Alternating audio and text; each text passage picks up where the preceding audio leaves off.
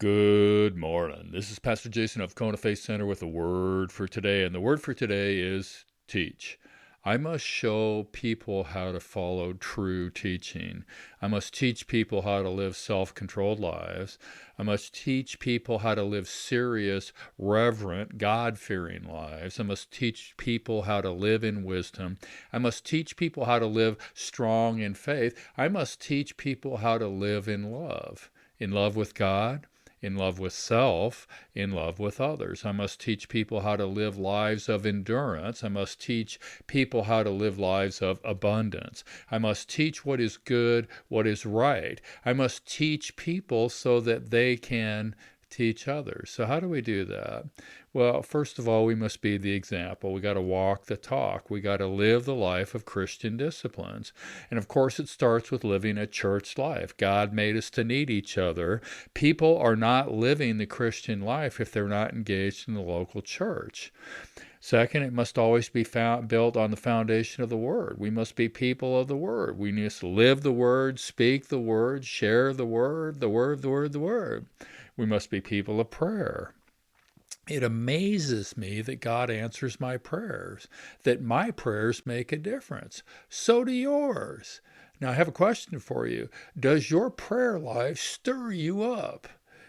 If your prayer life doesn't stir you up, do you think it stirs God up?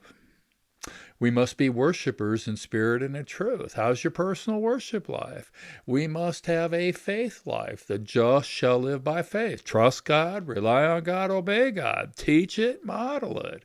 We must have the harmonious life as much as is possible for us. We must live the discipled life. Then we can teach in honesty, integrity, and seriously. Then we can speak the truth in love. Then we can demonstrate trustworthiness. Then we can make the teaching of the word attractive by the lives we live. Grace teaches us to live for God and not for what the world wants. Novel idea. Grace teaches us to live in wisdom in a way that shows we serve the living God. Teach grace as grace truly is. God's grace is sufficient for me and for you. Now, Jesus paid the price for us to be free from evil, free from sin.